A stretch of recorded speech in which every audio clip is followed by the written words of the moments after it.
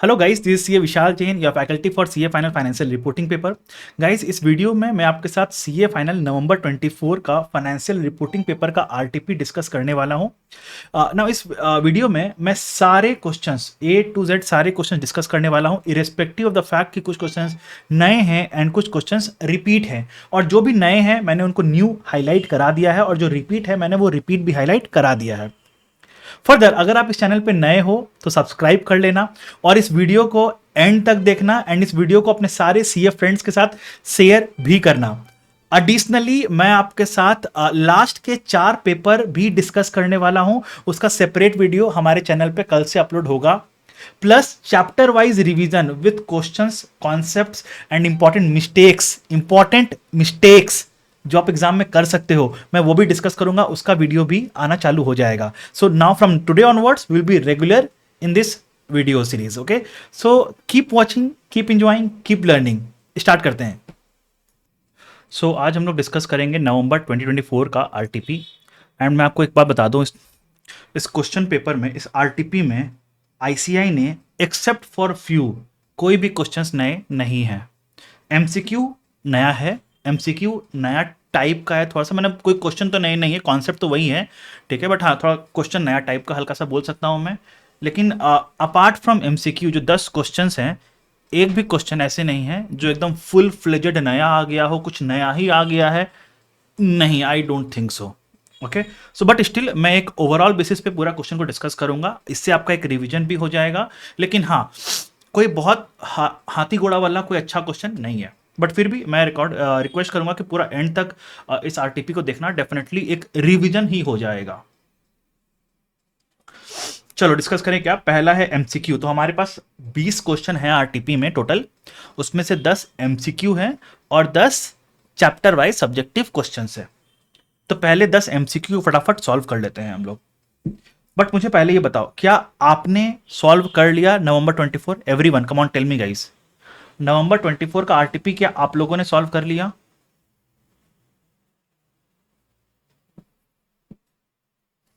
बोलो guys, all of you come on tell मी।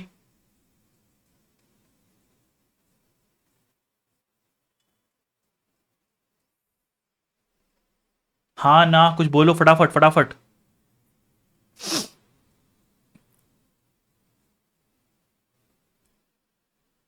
क्योंकि again I tell कि ये सेशंस आपको तभी हेल्पफुल होगा जो आप खुद से सॉल्व करके आओगे और फिर यहाँ पे देखोगे और अपना जो भी क्वेरीज है उसको डिस्कस करोगे और ये सेशन को रैप अप करोगे यहाँ पे।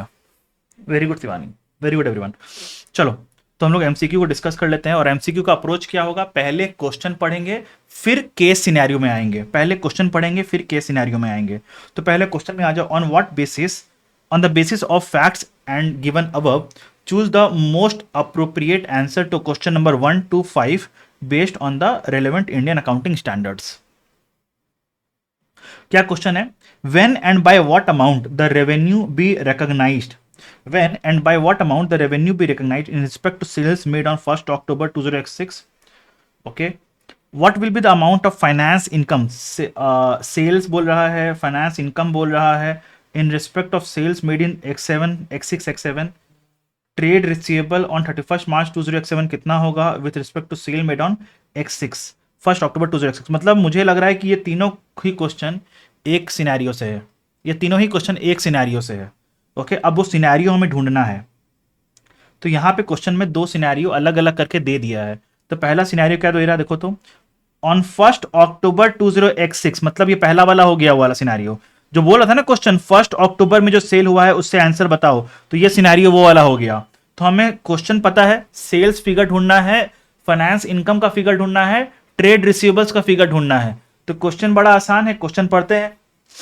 चलो, सिनेरियो को पढ़ने के पहले मुझे बता दो तो, क्वेश्चन में क्या होगा, एक एलिमेंट, क्वेश्चन में एक एलिमेंट होगा, वो क्या होगा, सिग्निफिकेंट फाइनेंसिंग कंपोनेंट वाला एलिमेंट जरूर होगा, क्योंकि क्वेश्चन पूछ लिया है फाइनेंस इनकम, तो सिग्निफिकेंट फाइनेंसिंग कंपोनेंट का तो एलिमेंट होगा ही होगा। आ जाओ क्वेश्चन पढ़ते हैं। On 1st October 2006, D limited sold a product to a customer for 1,21,000। Okay, the amount is payable on 31st December 2008। Amount कब पेबल होगा? 31 दिसंबर 20x8, मतलब x6 के बाद x7, x7 के बाद x8, 2 साल 3 महीने के बाद ये अमाउंट पेबल होगा। The manufacturing cost of the product for D Limited was rupees 80,000. Okay, the customer had a right to return for the product for a full refund at any time up to and including 31st December 20x6. बताओ मैंने आपको क्या पढ़ाया है? Right to return में हम लोग revenue किस दिन रिकॉग्नाइज करते हैं? जिस दिन सेल हुआ या जिस दिन रिटर्न पीरियड एक्सपायर होगा। बताओ रेवेन्यू किस दिन रिकॉर्ड होता है? क्या रितेश, इतना सब पढ़ने के बाद आप आज गलत आंसर दे रहे हो? मैंने क्या पढ़ाया था? हम लोग रेवेन्यू उस दिन रिकॉग्नाइज करते हैं जिस दिन सेल्स हुआ। जिस दिन सेल्स होगा उस दिन रेवेन्यू रिकॉग्नाइज करते हैं। बट हाँ, हम लोग उसको एडजस्ट करते हैं by the probability of returns कितना है। याद है मैंने पढ़ाया था कि सेल हमारा 100 रुपए का हुआ, लेकिन हमें लगता है कि 95% प्रोबेबिलिटी है कि रिटर्न आ जाएगा, तो हम लोग रेवेन्यू सिर्फ 95% का रिकॉर्ड करेंगे। करस्पॉन्डिंगली कॉस्ट भी 95% का रिकॉर्ड करेंगे। जितना का रेवेन्यू रिकॉर्ड नहीं किए लेकिन पैसा मिल गया, उसको रिफंड लायबिलिटी रिकॉर्ड करते हैं। जितना का हम लोग रेवेन्यू रिकॉर्ड नहीं किए, करस्पॉन्डिंगली उतना का कॉस्ट ऑफ सेल्स भी रिकॉर्ड नहीं करते हैं, लेकिन इन्वेंट्री चला गया है, वो वापस आ सकता है, तो इसलिए उसको हम लोग right to return asset record करते हैं। याद आया ये सब? अब यहां पे क्या हो रहा है, इस केस में क्या हो रहा है देखो। तो आइडियली हमें इस केस में रेवेन्यू कब रिकॉर्ड करना चाहिए? आइडियली हमें रेवेन्यू कब रिकॉर्ड करना चाहिए? तो 1 अक्टूबर 20x6 को हमें रेवेन्यू रिकॉर्ड कर लेना चाहिए। लेकिन उसके आगे क्वेश्चन क्या बोल रहा है, पढ़ो पूरा लाइन को। On 1 October 20x6 D Limited has no reliable evidence regarding the likelihood of return of the product by the customer। बोला कि हमें नहीं पता है ये क्या होने वाला, इसका क्या होगा हमें नहीं पता है। There is no likelihood of return, मतलब don't you think it is like a variable consideration? ये एक वेरिएबल कंसिडरेशन के लिए हो गया। where right to receive is not certain, right to receive is not certain. ये पैसा मिलेगा या नहीं मिलेगा, इट इज नॉट सर्टन। तो वेरिएबल कंसिडरेशन मैंने आपको क्या बताया था? मैंने क्या बताया था? रिकॉग्नाइज रेवेन्यू और recognise variable consideration as revenue if it is highly probable, that the cumulatively revenue recognized revenue will not be reversed in the future when the uncertainties are resolved। क्या यहां पे हाईली प्रोबेबिलिटी है? क्या यहां पे highly probability है? नहीं है, यहां पे नहीं है यहां पे। तो क्या हम लोग यहां पे रेवेन्यू रिकॉग्नाइज कर सकते हैं? नहीं कर सकते हैं। तो हम लोग इस केस में क्या करेंगे? इस केस में हम लोग क्या करेंगे? हम लोग रेवेन्यू कब रिकॉग्नाइज करेंगे? जब रिटर्न पीरियड एक्सपायर होगा। जब रिटर्न पीरियड एक्सपायर होगा तो हम लोग तब रेवेन्यू रिकॉग्नाइज करेंगे, that is on 31 December 20x6। बोलो क्या ये पॉइंट क्लियर है? क्या ये पॉइंट क्लियर है एवरीवन कि रेवेन्यू कब रिकॉग्नाइज होगा?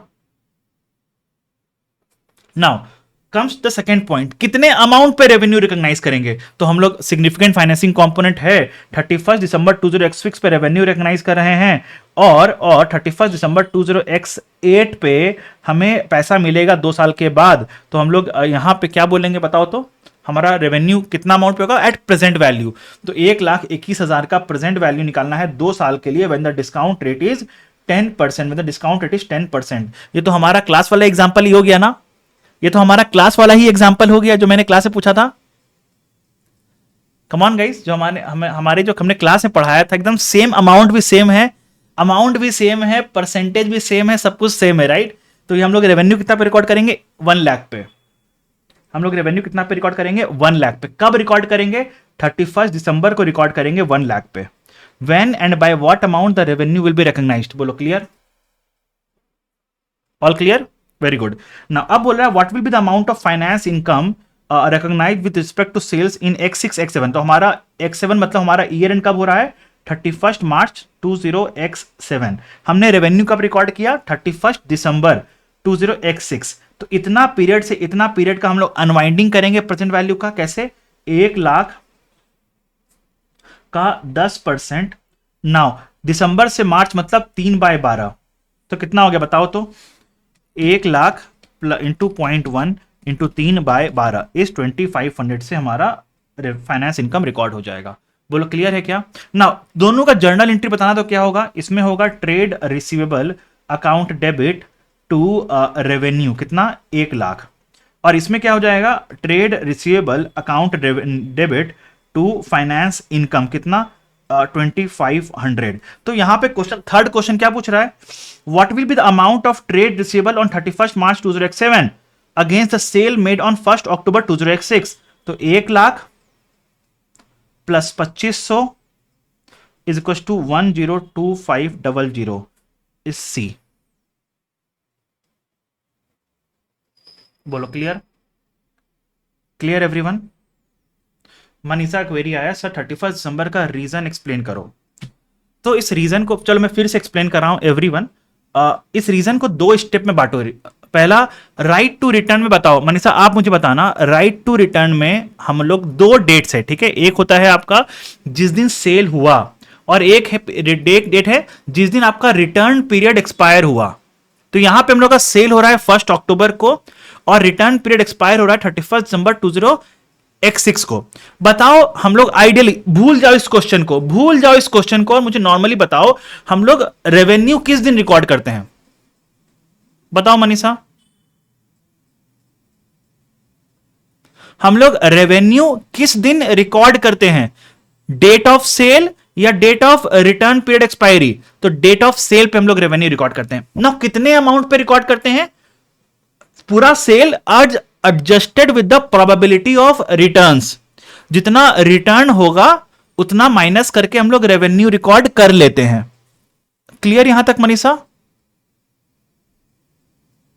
अब यहां पे क्या बोल रहा है, जिस दिन सेल किए ना हमें मालूम ही नहीं है कि ये रिटर्न आएगा या ये रिटर्न नहीं आएगा, तब इसका ट्रीटमेंट कैसे करें। तो हमने यहां पे लगाया वेरिएबल कंसीडरेशन वाला ट्रीटमेंट, वेरिएबल कंसीडरेशन। तो अब आप बोलोगे सर यहां पे वेरिएबल कंसीडरेशन लगाने का क्या जरूरत पड़ा। ओके ठीक है, तो बताओ मैंने क्लास में आपको क्या पढ़ाया था, वेरिएबल कंसीडरेशन का मीनिंग क्या होता है। बताओ मनीषा, वेरिएबल कंसीडरेशन का मीनिंग क्या होता है।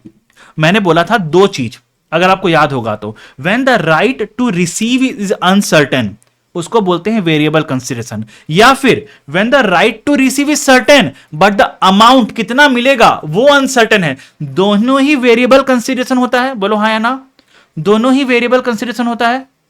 तो अब यहां पे क्या हो रहा है, यहां पे क्या हो रहा है, हमें पैसा मिलेगा या नहीं मिलेगा वो राइट ही अनसर्टेन है। राइट, यहां पे पैसा मिलेगा या नहीं मिलेगा वो राइट ही अनसर्टेन है, मतलब सेल होगा या नहीं होगा वो ही अनसर्टेन है। तो इसलिए हमने यहां पे लगाया वेरिएबल कंसीडरेशन वाला कॉन्सेप्ट। अब वेरिएबल कंसीडरेशन वाला कॉन्सेप्ट लगा, वैसे हमें अब क्या देखना पड़ेगा, if it is highly probable. अगर यहां पे हाईली प्रोबेबल है कि ये रिटर्न नहीं आएगा तो हम लोग इसको रिकॉग्नाइज कर लेते। अगर हाईली प्रोबेबल नहीं है तो नहीं करेंगे। अब क्वेश्चन में क्या बोल रहा है, नो रिलायबल एविडेंस, मतलब हाईली प्रोबेबल नहीं है, हाईली प्रोबेबल नहीं है। अगर हाईली प्रोबेबल नहीं है तो हम लोग इसको आज रेवेन्यू रिकॉर्ड कर सकते हैं क्या। बताओ बताओ मनीषा, इसको हम लोग आज रेवेन्यू रिकॉर्ड कर सकते हैं क्या। 1 अक्टूबर को नहीं कर सकते, तो हम लोग कब करेंगे, जब हाईली प्रोबेबल हो जाएगा। तो हाईली प्रोबेबल कब हुआ, 31 दिसंबर को, तो हमने रेवेन्यू रिकॉग्नाइज किया 31 दिसंबर को। क्लियर एवरीवन, क्लियर हुआ आपको मनीषा ये वाला पॉइंट। Very good. तो ये तीनों लिंक्ड थे, आपको समझ में आ गया। तीनों एमसीक्यू क्लियर है क्या, तीनों एमसीक्यू। बोलो गाइस, ओके वंडरफुल। नाउ अब आ जाओ, चौथा क्या बोल रहा है, what will be the amount of revenue to be recognised in the year 20x5x6 with respect to sales arrangement with B limited. Okay, sales arrangement with B limited, ये कोई नया केस स्टडी है। ये भी sales arrangement with B limited को, ये दोनों कोई नया केस स्टडी से है। आ जाओ केस स्टडी देख ले क्या बोल रहा है। On 1 July 2005 D began an arrangement to sell goods to a third party B limited. The price of the goods was set at, कब कॉन्ट्रैक्ट इंटर किया देखो तो लाइन चार्ट बना लो। On 1 July X5 contract enter किया है with third party B limited. Price जो था बोला 100 पर यूनिट चार्ज करेंगे तुमसे हम। ओके नाउ हाउएवर बोल रहा है कि अगर 60,000 सो एक्सीड कर गया, अगर यूनिट्स 60,000 को एक्सीड कर गया तो प्राइस हम तुम्हारा रेट्रोस्पेक्टिवली सेट कर देंगे 95 पर यूनिट में। ये कौन सा कॉन्सेप्ट हो गया, volume discount incentive. Right, volume discount incentive वाला कॉन्सेप्ट आ गया यहां पे। क्या बोल रहा है? The sales of the goods to B limited in the 9 month period ending on 31 मार्च 2016, 31 मार्च 2016 में हमने कितना यूनिट सेल किया? बोला यहां पे इस साल में हमने 20,000 यूनिट सेल किया, हमने 20,000 यूनिट सेल किया। And this volume of sales as per the month was not expected to change before 30th June 2007। बोला कि ये वाला वॉल्यूम जो है ऐसा ही चलते रहेगा, मतलब ये 60,000 वाला वॉल्यूम मैच नहीं होगा। तो बताओ हम लोग इस साल में कितना रेवेन्यू रिकॉर्ड करें? बोलो कितना रेवेन्यू रिकॉर्ड करें? 20,000 into 100 per unit, that is equals to 20 lakh. 20 lakh. Sorted? Now, what is the amount of revenue to be recognized in 6-7? Okay, आ जाओ क्वेश्चन आगे पढ़ो।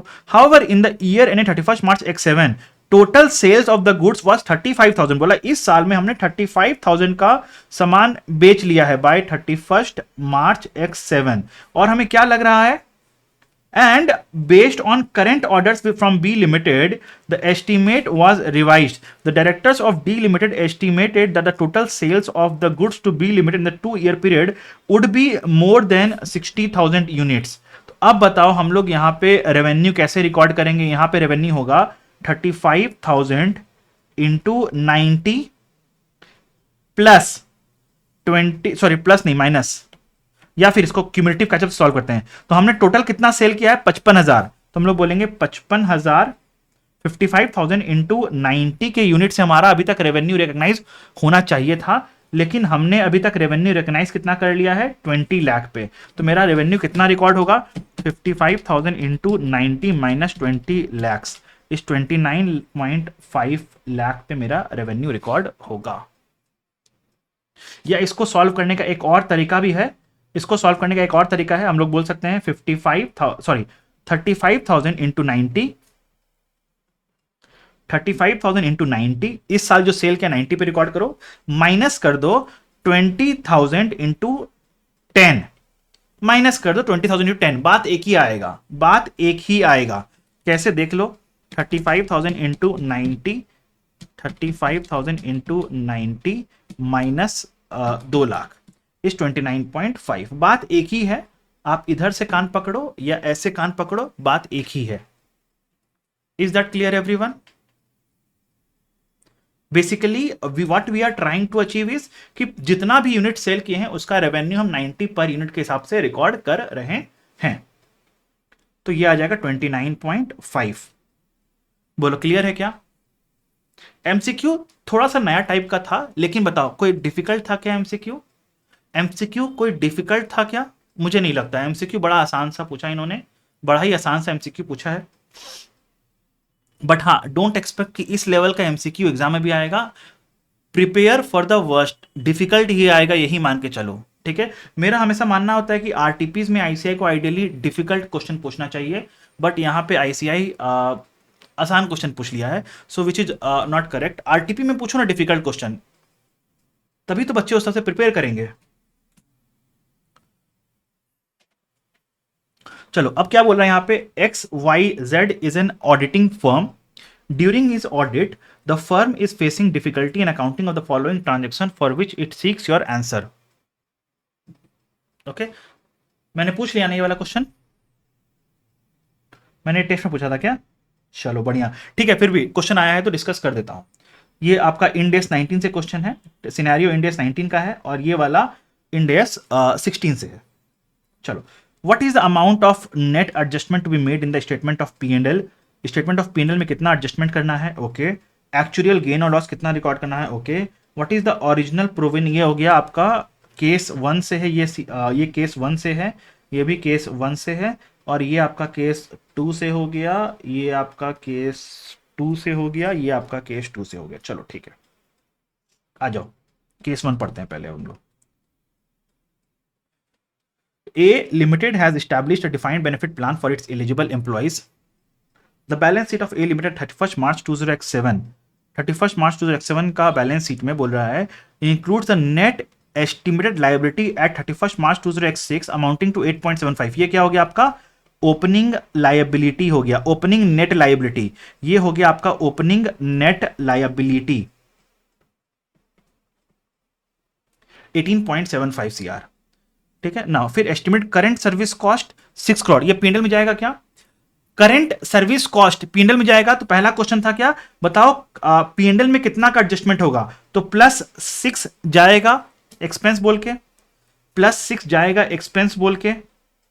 फिर क्या बोल रहा है, on 31 March 2007 A limited paid contribution of 7 crore into the plan and charge this amount as operating expense. आपने plan में कंट्रीब्यूट किया तो एंट्री क्या किया होगा, plan asset account debit to bank. क्या ये पीएनएल आइटम है? क्या ये पीएनएल आइटम है? नहीं, इसको पीएनएल ने भेज दिया एक्सपेंस बोल के, तो इसको हमें रिवर्स करना पड़ेगा। तो -7 रिवर्सल, -7 रिवर्स करो इसको। फिर annual market yield on high corporate bonds 8% का, तो इस पे हमें नेट लाइबिलिटी पे इंटरेस्ट चार्ज करना पड़ेगा। 18.75 पे 8% कितना होता है? 1.5 प्लस 1.5 का हमें फाइनेंस कॉस्ट रिकॉर्ड करना पड़ेगा। ठीक है, और क्या है, नेट लायबिलिटी 20.5 है ईयर एंड पे। ठीक है, चलो वो तो बाद में काम आएगा। तो हमारा कितना इंपैक्ट आएगा, 6 + 7 1.5, 7.5 - 7 0.5 का हमें नेट इंपैक्ट आएगा मेरे पी एंड एल पे, 0.5 का नेट इंपैक्ट आएगा मेरे पी एंड एल पे। तो C is the answer, C is the answer. Now what is the amount of actual gain और loss on defined benefit plan? क्या है नेट गेन? तो बताओ, हमारा ओपनिंग कितना था? 18.75। हमने करेंट सर्विस कॉस्ट चार्ज किया 6, हमने फाइनेंस कॉस्ट चार्ज किया 1.5, फाइनेंस कॉस्ट चार्ज किया 1.5, बेनिफिट्स कुछ पे हुआ नहीं है, और हमने प्लान में कंट्रीब्यूट किया 7। प्लान में कंट्रीब्यूट किया मतलब मेरा नेट लायबिलिटी रिड्यूस हो जाएगा, मेरा नेट लायबिलिटी रिड्यूस हो जाएगा। तो मेरा कितना आएगा क्लोजिंग बताओ तो? 18.75 + 6 + 1.5 - 7 इज 19.25 मेरा आया नेट लायबिलिटी का carrying amount. But fair value कितना है देखो तो, फेयर वैल्यू है 20.5। सो 20.5 - 19.25 लायबिलिटी इंक्रीज हो रहा है, मतलब आपका नुकसान हो गया, लॉस, एक्चुअल लॉस कितना होगा? -20.5 इज 1.25 का एक्चुअल लॉस हो गया आपको, 1.25 का एक्चुअल लॉस हो गया आपको। बोलो क्लियर है क्या? ना पॉइंट नंबर 8, ये पता है ये वाला क्वेश्चन रिपीट है, ये वाला क्वेश्चन रिपीट है। किसी को पता है ये वाला क्वेश्चन कहां से रिपीट हुआ है? किसी को पता है ये वाला सिनेरियो कहां से रिपीट हुआ है?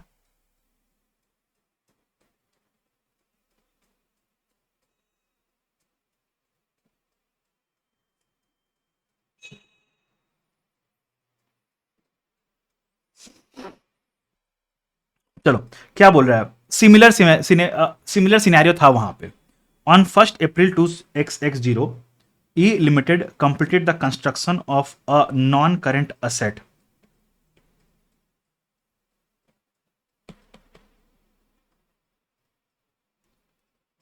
Okay. With the estimated useful life of 20 years. Cost of construction were recognized in the PPE and depreciated appropriately. कोई दिक्कत नहीं, एकदम सही, एकदम सही। E Limited has a legal obligation to restore the site of the non-current asset is located on 31 March 2020, मतलब 20 साल के बाद हमें रिस्टोर करना पड़ेगा। एस्टिमेटेड कॉस्ट कितना है of this work is 2.5 crore based on then prices, future के प्राइस पे 2.5 करोड़। बताओ तो इसका हम लोग क्या करेंगे? इसका हम लोग प्रेजेंट वैल्यू निकाल के असेट पे कैपिटलाइज करेंगे, प्रेजेंट वैल्यू निकाल के असेट को कैपिटलाइज करेंगे, असेट को डेप्रिसिएट करेंगे, असेट को डेप्रिसिएट करेंगे ओवर 20 इयर्स, प्रोविजन को अनवाइंड करेंगे एंड रिकॉर्ड करेंगे फाइनेंस कॉस्ट। तो ये 3 ट्रीटमेंट होगा। The directors of E limited has made a provision of 0.125 CR. Okay, कैसे बोला? 20 इयर्स का था तो हर साल हम अपना ऑब्लिगेशन का रिकॉर्ड करते गए, 2.5/20 करके हर साल प्रोविजन रिकॉर्ड करते गए। क्या ये सही है? नहीं, ये गलत है, ये गलत है, ये गलत है। An appropriate annual discount rate to use in the relevant calculation is 6% and present value of ₹1 for 20 year is 0.312। बताओ हमें प्रोविजन कितना रिकॉर्ड करना चाहिए था? तो हमें प्रोविजन रिकॉर्ड करना चाहिए था यहाँ पे 2.5 CR का प्रेजेंट वैल्यू, दैट इज 0.312 था ना प्रेजेंट वैल्यू फैक्टर, 3.312। हाँ, तो कितना आ रहा है? 2.5 × 0.312 दैट इज 0.78 CR। तो 8 का ए इज द आंसर। 8 का बी क्या बोल रहा है, what is the amount of adjustment to be made in retained earnings on account of restoration provision. Okay, तो बताओ अब सही क्या होता और गलत क्या किया, मुझे वो बताओ। अगर आप 0.78 रिकॉर्ड करते तो आप बताओ इसका फाइनेंस कॉस्ट कितना रिकॉर्ड करते, बताओ तो। 0.78 आपका असेट कैपिटलाइज का हो, पहले मुझे ये बताओ। 1 अप्रैल 20x0 में हुआ है, ठीक है, x0 में हुआ है। हाँ, तो 0.78 का 6% या 10% है, 6% क्या है, 6%, राइट। तो 0.78 का 6%, 0.78 का 6% कितना होता, 0.0468, 0.0468 होता फाइनेंस कॉस्ट। डेप्रिसिएशन आप ऐसा कितना का चार्ज करते हैं, 0.78/20 इज 0.039। तो आप इतना P&L में चार्ज करते, टोटल करो 0.0468 प्लस 0.039, टोटलिंग टू 0.0858, लेकिन आपने P&L में चार्ज कितना किया, 0.125। तो कितना एडजस्टमेंट करना पड़ेगा, 0.0392, 0.0392, 0.0392। बोलो क्लियर है क्या?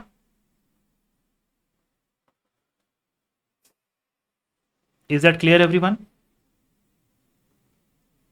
आपको P&L में ये चार्ज करना था विथ रिस्पेक्ट टू प्रोविजन, आपने ये चार्ज कर दिया विथ रिस्पेक्ट टू प्रोविजन, क्योंकि आपने क्या किया, आपने हर साल का निकाला और हर साल में निकाल के प्रोविजन को बढ़ाते गए और उसको एक्सपेंस रिकॉर्ड करते गए, प्रोविजन को बढ़ाते गए, उसको एक्सपेंस रिकॉर्ड करते गए। Now, what will be the amount of 1 year's unwinding of the discount on restoration provision? Unwinding of 1 year मतलब 0.0468, यहां पे आपने निकाला था ना, यहां पे निकाला ना आपने, यहीं पे तो आ गया 0.0468। बताओ कोई भी डिफिकल्ट था क्या आपका, कुछ भी डिफिकल्ट था क्या? नहीं। क्वेश्चन नंबर 11 आप मार्क करो, नया क्वेश्चन है, कॉन्सेप्ट पुराना ही है, बस क्वेश्चन को नए तरह से प्रेजेंट करके दिया गया है और कुछ नहीं है, ठीक है। चलो अब मैं आपको हाईलाइट करा दूंगा, जो नया क्वेश्चन होगा उसको हाईलाइट करा दूंगा। Now you need to ensure कि जो आप लास्ट के दिनों में जो रिवाइज करोगे ना, उसमें नए क्वेश्चंस को जरूर देखना है, नए क्वेश्चंस को जरूर देखना है, ठीक है। तो जो नया क्वेश्चन है मैं उसको हाईलाइट करा दूंगा कि ये नया क्वेश्चन है। एमसीक्यू तो 10 का 10 पूरा देखना है, एमसीक्यू तो पूरा देखना है, एमसीक्यू पूरा देखना है। जो नए क्वेश्चन है, रेस्ट जो नए क्वेश्चन बस उतना देखना और कुछ नहीं देखना। नाउ क्या बोल रहा है, हम लोग खुद से ट्राई करने का सॉल्व करेंगे, बुक का आंसर को नहीं देखेंगे, हम लोग लास्ट में बुक के आंसर से मैच कर लेंगे, ठीक है।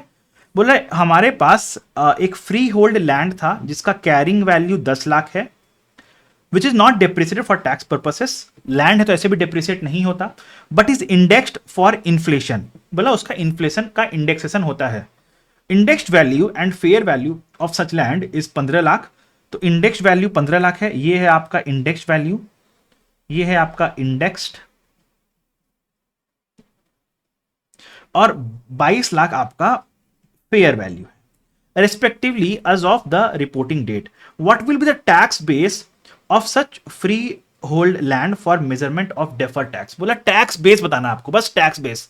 क्वेश्चन कितना आसान है देख रहे हो, what will be the tax base, बस आपको टैक्स बेस बताना। देखो तो और कुछ बताने बोल रहा है क्या क्वेश्चन में, नहीं, और कुछ भी नहीं बताने बोल रहा है, टैक्स बेस बताना है। 4 सिनेरियो दिया हुआ है, क्या होगा। X Limited intends to sell it as part of slump sale of business eventually after using it for business purpose। slump sale मतलब क्या हो गया, slump sale मतलब क्या हो गया, अ ग्रुप ऑफ असेट्स को एक साथ आप डिस्पोज करते हो।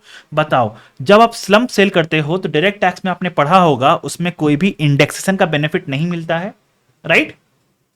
जब आप slump सेल करते हो तो कोई भी इंडेक्सेशन का बेनिफिट नहीं मिलता है, राइट। अगर नहीं पढ़ा हुआ है तो ये बात ध्यान में रख लो, स्लम्प सेल में कोई इंडेक्सेशन का बेनिफिट नहीं मिलता है। तो जब हम लोग सेल करेंगे तो sale price minus cost price compare करेंगे प्रॉफिट निकालने के लिए, जिसपे हम लोग टैक्स देंगे। तो बताओ तो हम लोग यहां पे कितना अमाउंट का, जब हम लोग स्लम्प सेल करेंगे तो कितना अमाउंट का मेरे को डिडक्शन मिलने वाला है, बताना कितना अमाउंट का डिडक्शन मिलेगा मेरे को, बताना कितना अमाउंट का डिडक्शन मिलेगा। 10 लाख, 10 लाख का डिडक्शन मिलेगा उस दिन पे। चलो अब बताओ what is the tax base of an asset का फॉर्मूला क्या बताया था मैंने? Tax base of the asset का फॉर्मूला क्या बताया था? टैक्स बेस में मैंने बताया था चेक करो क्या इस एसेट से फ्यूचर इकोनॉमिक बेनिफिट्स अवेलेबल है, क्या इस एसेट से फ्यूचर इकोनॉमिक बेनिफिट्स अवेलेबल है, अगर है तो क्या वो टैक्सेबल है, वो अगर वो टैक्सेबल है, अगर वो टैक्सेबल है तो हम लोग बोलेंगे tax base is equal to future deductions available from the asset. अगर डिडक्शंस, अगर फ्यूचर इकोनॉमिक बेनिफिट्स टैक्सेबल नहीं है then the tax base of the asset is equal to carrying amount. याद है ये वाला चार्ट, याद है क्या आपको? मैं फिर से आपको लिख के दे देता हूं, अगर आपको याद नहीं है तो मैं आपको फिर से लिख के देता हूं एड पेज। तो आपको याद होगा मैंने पढ़ाया था आपको रेगुलर क्लासेस में ये सब चीजें कि tax base of an asset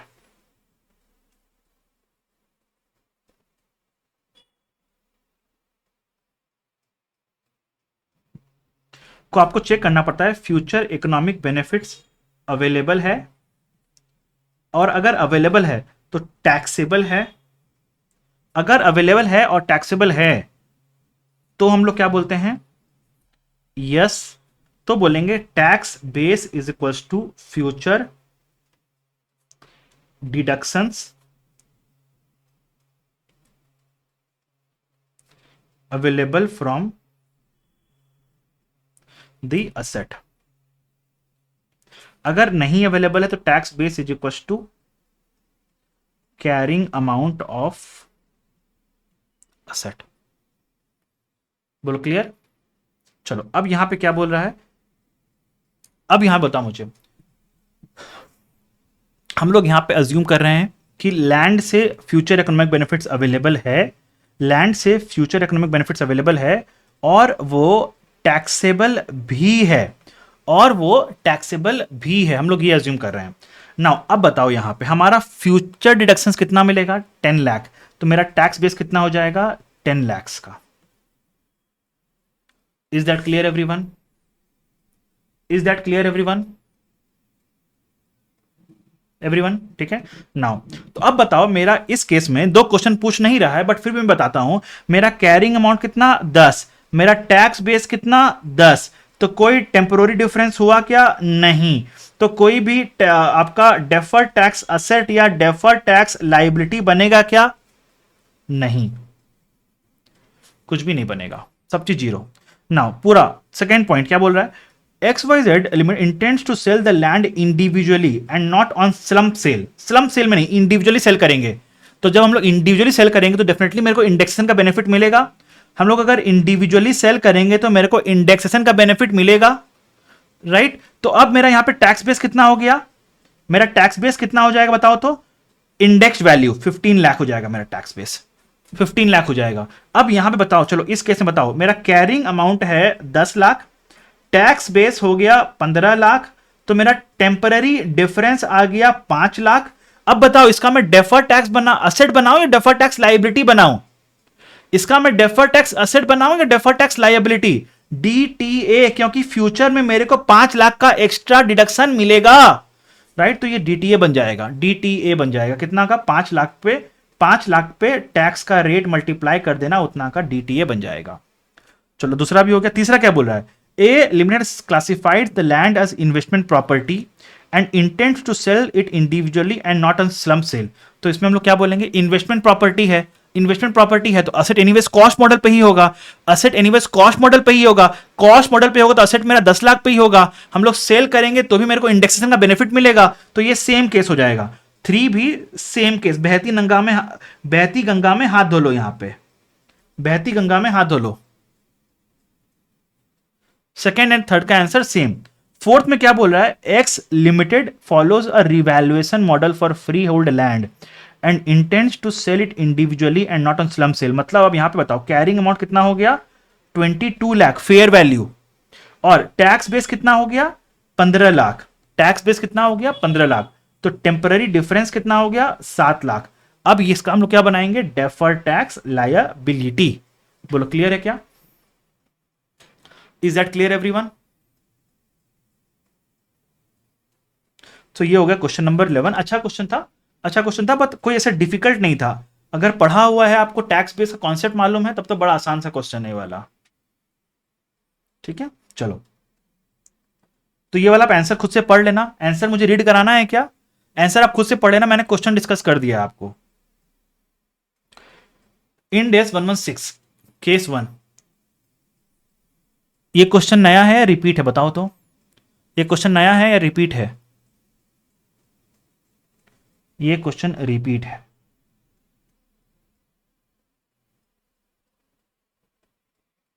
ये क्वेश्चन रिपीट है।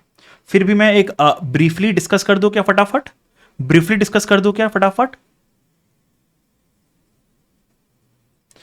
Last mile is a dedicated company that connects Y network with the end customer device. The use of this cable is at the discretion of the customer. Use description of the customer पे है। Entity Y जो supplier है decides the location of the end points and has the right to replace the lines. उसके पास right तो है replace करने का, रिप्लेस करने का राइट तो है। However it is not practicable to replace the line since replacement would require additional cost to be incurred without any corresponding benefit। बोला रिप्लेस करने का राइट तो है लेकिन वो रिप्लेस करने से कोई फायदा नहीं होगा और कॉस्ट बहुत ज्यादा लग जाएगा। मतलब the right is not substantive, the right is not substantive. Okay now तो अब यहां पे क्या हो जाएगा इस केस में, ये आपका हम लोग क्या बोलते थे, आइडेंटिफाइड एसेट होने के लिए तीन चीज होना चाहिए, आइदर एक्सप्लिसिटली और implicitly specified. It should not the lesser the supplier should not have substantive substitution rights and it should be physically distinct. तो यहां पे आपसे चेक कर रहा है सब्सटैंटिव सब्स्टिट्यूशन राइट्स वाला पॉइंट, तो बोले क्योंकि सप्लायर के पास सब्सटैंटिव सब्स्टिट्यूशन का राइट्स नहीं है इसलिए ये आपका आइडेंटिफाइड एसेट है और ये लीज का कॉन्ट्रैक्ट हो सकता है। मैं ऐसा नहीं बोल रहा हूं कि ये लीज का कॉन्ट्रैक्ट है, it can be a lease contract, it can be a lease contract. Okay now scenario 2, if it is practicable for entity Y to replace the line and entity Y would benefit from this replacement, would your answer be different? हाँ मेरा answer different होगा। Yes, my answer will be different. In that case, it is not an identified asset और क्योंकि ये identified asset नहीं है तो ये लीज नहीं होगा। अब मैं नहीं बोल रहा हूं कि ये हो सकता है लीज ना हो, अब मैं बोल रहा हूं लीज नहीं होगा क्योंकि आइडेंटिफाइड एसेट नहीं है तो अब ये लीज होगा ही नहीं। Is it clear everyone? Case 1 clear है। केस 2 में चल रहा हूं। Entity x enters into a 10-year contract with a utility company entity Y to for the right to use 3 specified physically distinct fibers within a larger cable connecting Mumbai to Delhi. Customers makes the decision about the use of the fibers by connecting each end of the fiber to its electronic equipment. Entity Y owns extra fibers but can substitute those customers fibers only for the reasons of repairs, maintenance और माल function. तो बताओ क्या होगा ये वाला भी identified asset हो जाएगा, ये वाला आपका आइडेंटिफाइड एसेट हो जाएगा। क्यों आइडेंटिफाइड एसेट हो जाएगा? क्योंकि यहां पे क्या हो जाएगा, पॉइंट नंबर 1, क्योंकि यहां पे पहला फिजिकली डिस्टिंक्ट है और सब्सटैंटिव सब्स्टिट्यूशन राइट्स नहीं है सप्लायर के पास, एंटिटी वाई जो सप्लायर है उसके पास नहीं है, राइट। तो ये और नो SSR, तो ये लीज कॉन्ट्रैक्ट हो सकता है। केस 2। केस 3 में क्या बोल रहा है, customer X enters into a 10-year contract with entity Y for the right to use a specified amount of capacity within a cable connecting Mumbai to Delhi. The specified amount, अब यहां पे क्या बोल रहा है, अब देखो यहां पे क्या बोल रहा है, specified amount of capacity. Specified, अब स्पेसिफाइड अगर होता है तो मैंने क्या बोला है, अगर स्पेसिफाइड है पूरा कैपेसिटी नहीं मिला है मेरे को but specified amount of capacity मिला है तो that specified amount should be substantive to be physically distinct. That specified amount should be substantive to be physically distinct. Now the specified amount is equals to customer X having the use of the full capacity of 3 fiber strands within the cable. Okay, entity okay, the cable contains multiple fibers with similar capacities. Okay, now entity Y makes a decision about transmission of data. The useful life is 15 years. And entity Y lights the fibers, make decisions with which fibers are used to transmit the customers traffic. अब देखो यहां पे इसके बारे में क्या बोल रहा है, केस 3 देखो क्या बोल रहा है, it is not physically distinct, that's why it is not an identified asset. That's why it does not contain a lease. बोलो क्लियर है क्या? ठीक है, ये सारे ही केस मेरे क्लास में पढ़ाए हुए थे, कुछ नया नहीं आया है, एकदम रिपीट क्वेश्चन है। एग्रीकल्चर, ये वाला भी क्वेश्चन मेरा क्लास में लिया हुआ है, इस सिनेरियो लिया हुआ है इस टाइप का, बट फिर भी ये क्वेश्चन अच्छा क्वेश्चन है। पढ़ो क्या बोल रहा है।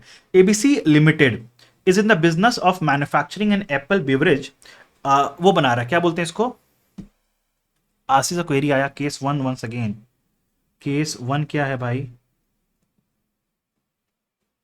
केस वन, अरे आशीष मैंने बताया था ना कि आइडेंटिफाइड एसेट होने में तीन चीज देखते हैं हम लोग।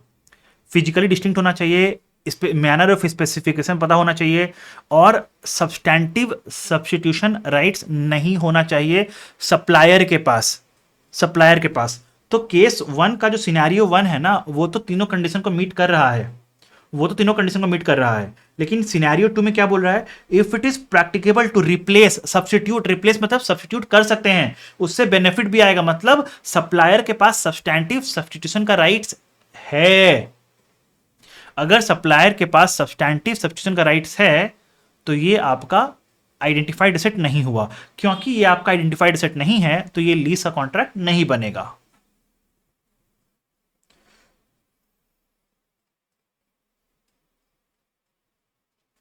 एग्रीकल्चर में क्या बोल रहा है, ABC is in the business of manufacturing and Apple beverages, AP, AP बना रहा है, AP, and requires a large quantity of apples to manufacture such beverage. In order to satisfy its requirement of apples, it enters into 3-year lease contract with owners of apple orchards. The lease contract are mainly of two types. बोला lease contract दो तरह का। ये question ही पढ़ा हुआ है ना हमारा क्लास में, मुझे क्यों लग रहा है ये क्वेश्चन मैंने क्लास में कराया है। आपको याद आ रहा है कि ये क्वेश्चन किया हुआ क्लास में? वाइन का एग्जाम्पल था, नहीं वाइन वाला नहीं था, मुझे एप्पल वाला ही एग्जाम्पल याद में आ रहा है। कॉन्ट्रैक्ट, हाँ वाइन का एग्जांपल था, ग्रेप वाइन्स वाला, राइट, ग्रेप्स वाला एग्जांपल था, राइट, ग्रेप्स वाला एग्जांपल मैंने क्लास में लेके कराया था ना।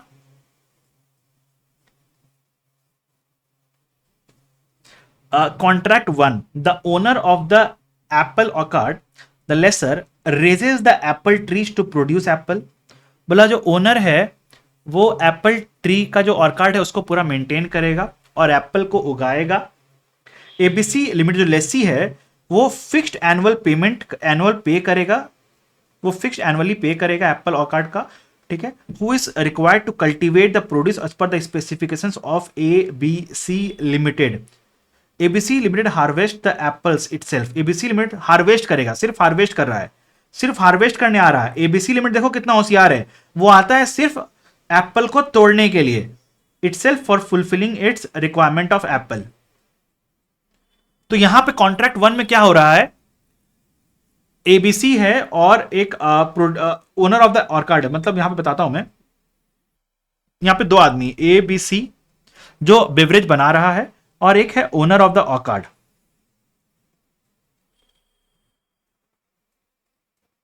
तो सारा एप्पल को उगाना, पेड़ लगाना, उगाना, सारा काम मेंटेन करना, सारा काम इसका रिस्पॉन्सिबिलिटी है, ठीक है, सारा इसका रिस्पॉन्सिबिलिटी है। बट हाँ ये करेगा as per the requirements of ABC, करेगा as per the requirements of ABC, but ABC बस आएगा, एप्पल को तोड़ेगा और चल जाएगा। कॉन्ट्रैक्ट वन में ये हो रहा है। कॉन्ट्रैक्ट टू में क्या हो रहा है, ABC limited obtains the apple orchard. बोला ये ऑर्चार्ड का पूरा ऑर्चार्ड ही उठा लिया है एबीसी ने, लीज पे ले लिया, पूरा ऑर्चार्ड ही ले लिया, ठीक है। To raise the apple trees for subsequent harvest, बोला यही हार्वेस्ट यही करेगा, रेज भी यही कर रहा है। To ensure that the apples are as per the requirements of ABC Limited, ABC Limited makes a fixed payment to the owner of the apple orchards for the lease of orchard. Now, अब बोल रहा है question, whether ABC is engaged in agricultural activity as per Ind AS 41 in both the cases. क्या ये agricultural activity में है या नहीं है? तो अब सबसे पहले समझो what is the meaning of agricultural activity. So agricultural activity में क्या बोल रहा है, it is a management by an entity of biological transformation. Biological का ट्रांसफॉर्मेशन होना चाहिए and harvest of biological assets for sale और कन्वर्जन इनटू एग्रीकल्चरल प्रोड्यूस और इनटू एडिशनल बायोलॉजिकल असेट्स। मतलब आप बायोलॉजिकली ट्रांसफॉर्म करोगे एंड उसको हार्वेस्ट करोगे। हार्वेस्ट करके जैसे हार्वेस्ट करके या तो आप जैसे आपने एप्पल की ट्री से एप्पल तोड़ा, हार्वेस्ट किया और उसको बेच दिए। हार्वेस्ट करके डायरेक्टली सेल कर दो, या फिर उसको आप कन्वर्ट करोगे into an agricultural produce. Convert करोगे मतलब उसको आप कन्वर्ट किए एप्पी जूस में, उसको आप कन्वर्ट किए एप्पी जूस में।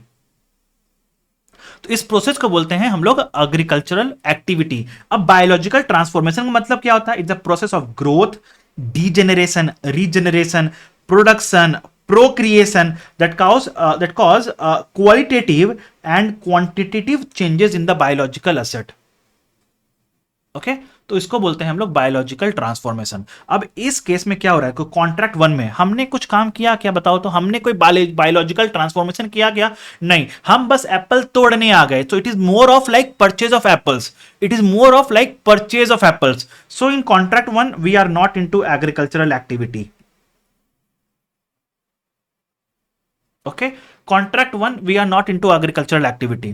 कॉन्ट्रैक्ट 2 हम लोग खुद से एप्पल ट्री को रेज कर रहे हैं, so we are into agricultural activity.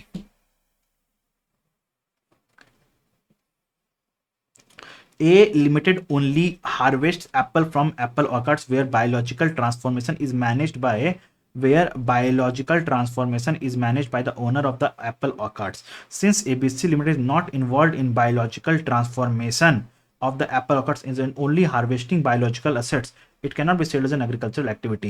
Contract 2 में क्या बोल रहा है? Obtains the apple orchards and is actively involved in raising of apple trees in order to ensure the apple as per the requirements.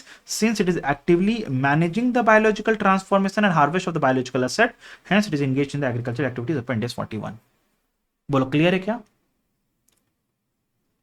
ये अच्छा क्वेश्चन है, but हाँ repeat nature का, ये भी कोई नया नहीं है, ये भी कोई नया नहीं है, रिपीट नेचर का ही क्वेश्चन है ये भी। क्वेश्चन नंबर 14 इंडेस 10 से है और इंडेस 16, इंडेस 10 1636 का एक मिला हुआ क्वेश्चन है, 10 1636 का मिला हुआ क्वेश्चन है। बट मैं बोलूंगा ये क्वेश्चन मैंने ditto same question with amount मैंने कराया है आपको। Come on tell me guys, हाँ या ना? इवन अमाउंट भी सेम है, इस क्वेश्चन का अमाउंट भी सेम है, अमाउंट तक चेंज नहीं, अमाउंट सब कुछ सेम है। हाँ बस आई थिंक नहीं, हाँ सब कुछ सेम है, सब कुछ सेम है। चलो इस क्वेश्चन को मैं डिस्कस कर देता हूं, सॉल्व नहीं करा रहा हूं, पूरा डिस्कस करता हूं मैं। H Limited constructed a warehouse at a cost of 10 lakh in 20x1. It first became available for use on 1st April 20x2. On 29th April 20x6, 29th April 20x6, H Limited discovered that its warehouse was damaged. हमारा year खत्म हुआ होगा 31 मार्च में, हमारा year खत्म हुआ होगा 31 मार्च 20x6 में। 29 अप्रैल को हमें पता चला कि मेरा वेयरहाउस डैमेज्ड है। ड्यूरिंग अर्ली मे 20x6, मतलब जैसे पता चला ना वैसे हमने मई में इन्वेस्टिगेशन स्टार्ट कराया। तो इन्वेस्टिगेशन में मेरे को क्या पता चलता है? Damage was due to a structural fault in the construction of the warehouse. ओ हो, वेयरहाउस के कंस्ट्रक्शन में ही कुछ गड़बड़ी आ गई थी, वेयरहाउस के कंस्ट्रक्शन में ही कुछ गड़बड़ी थी। तो बताओ इसका कंडीशन रिपोर्टिंग डेट पे एग्जिस्ट करता था या नहीं करता था? लेकिन अगर लेट सपोज 31 मार्च 2006 के बाद हैवी रेनफॉल हुआ और उसके कारण ये डिफेक्ट हो गया, तो क्या ये आपका एडजस्टिंग इवेंट बनता था क्या? तो क्या ये आपका एडजस्टिंग इवेंट बनता? नहीं। लेकिन क्योंकि यहां पे क्या हो रहा है, ये फॉल्ट पहले से ही था तो कंडीशन एग्जिस्ट करता था, पता हमें अभी चला, तो ये वाला हो जाएगा यहां पे adjusting event. Now the fault became apparent when the warehouse building leaked severely after heavy rainfall in the week ended at 27th April 2007. तो बेसिकली रेनफॉल के कारण लीक नहीं हुआ, रेनफॉल तो के कारण मुझे पता चला कि लीक हुआ है। लीक, ये जो फॉल्ट था वो तो शुरू से ही था, तो इसलिए condition existed on reporting date and ये आपका एडजस्टिंग इवेंट बन जाता है। The discovery of the fault is an indication of impairment. Okay, हमें इंपेयरमेंट के लिए टेस्ट करना पड़ेगा। So H Limited was required to estimate the recoverable amount on 31st March 2006, which was 6 lakh. Furthermore, H Limited reassessed the useful life of the warehouse at 20 years from the date it was ready for use. Now ये reassessment कब हुआ है बताओ? तो ये reassessment कब हुआ है 20 years का लाइफ का बताओ? जिस हम 31 मार्च 20x6 31 मार्च 20x6 को हुआ है, लेकिन 31 मार्च 20x6 को हम बोल रहे हैं कि 20 साल लाइफ शुरू से अभी तक, मतलब हमने अप्रैल 20x2 में कैपिटलाइज किया था, और 31 मार्च x6 मतलब 3 4 5 6, रिमेनिंग लाइफ कितना मानेंगे 16 ईयर्स, रिमेनिंग लाइफ कितना मानेंगे 16 years. Before discovery of the fault, H Limited depreciated the warehouse on its estimated useful life 30। तो मतलब इसके पहले हम लोग डिप्रेशन किस अमाउंट से चार्ज कर रहे थे, 30 ईयर्स के हिसाब से, 30 ईयर्स के हिसाब से हम लोग डिप्रेशन चार्ज कर रहे थे। Seepage of rain water through the crack in the warehouse cost damage of the inventory about 1 lakh cost price which became unsaleable. The damaged inventory was on hand at 31st March। उसका कोई insurance भी नहीं था, तो ये अनसेलेबल हो गया, तो इसके लिए हमें प्रोविजन बनाना पड़ेगा। अब ये एडजस्टिंग है या नॉन एडजस्टिंग है उसका भी डिस्कशन करेंगे, बट रुक जाओ। It accounts for all it's property plant and equipment under cost model. Okay, H Limited's annual financial statements for the year 31st March 2006 were approved on 28th May। 28th May को approve हुआ है, मतलब ये adjust events after reporting date है। अब बोल रहा है prepare accounting entries to record the effects of the events after the reporting period in the accounting records, kindly ignore the tax impact. ठीक है, चलो, तो हमने 10 लाख, अब यहाँ पे समझो क्वेश्चन को। 1 अप्रैल 2002 में हमने एसेट को कैपिटलाइज किया 10 लाख पे, लाइफ यहाँ पे 30 साल था, तो डेप्रिसिएशन 33,333 पर ईयर होगा, बोलो हाँ या ना। डेप्रिसिएशन इतना होगा, तो हमने 31 मार्च 2003, 31 मार्च 2004 एंड 31 मार्च 2005 ये 3 साल के लिए हमने डिप्रेशन 33,000 बोल के चार्ज किया होगा। Come on tell me. And even for this year भी हमने 33,333 का ही डिप्रेशन चार्ज किया होगा, बोलो हाँ या ना। इवन फॉर दिस ईयर भी हमने 33,333 का डिप्रेशन चार्ज कर दिया होगा। लेकिन अब क्योंकि हमें पता चल गया है कि ये यहाँ पे घपला हुआ है, ये फ्रॉड हुआ है मेरे साथ, स्ट्रक्चरल फॉल्ट था, तो हमें अब यहाँ पे इस साल का डेप्रिसिएशन भी 20 साल के हिसाब से निकालना चाहिए। हमें यहाँ इस साल का डेप्रिसिएशन भी 20 साल का निकालना चाहिए।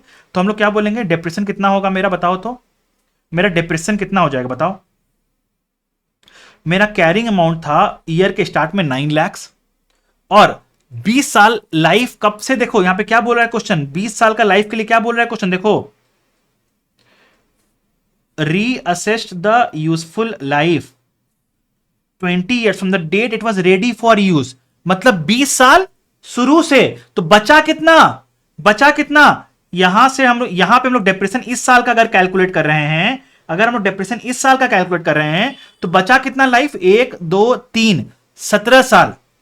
तो 20 माइनस 3 इज 17, तो 9 लाख बाय 17 साल is equal to how much, 9 lakh by 17 साल is equal to how much, 52941, 52941। तो एक्सेस डिप्रेशन हमें कितना चार्ज करना पड़ेगा, और 33,333 तो हमने रिकॉर्ड कर दिया होगा, हमें और रिकॉर्ड करना पड़ेगा 19608, हमें और रिकॉर्ड करना पड़ेगा ना। अब रिकवरेबल अमाउंट कितना है, 6 लाख। तो बताओ कैरिंग अमाउंट कितना है, 9 लाख माइनस 33,333, इतना हमने डिप्रेशन रिकॉर्ड कर दिया, माइनस एक्सेस डिप्रेशन कितना रिकॉर्ड करना है, 19608 इज 847059। लिख दो यहां पे 9 लाख माइनस 33,333, इतना हमने ऑलरेडी चार्ज कर दिया था, एक्सेस चार्ज किया 19608 is equal to 247059, 847 not 247,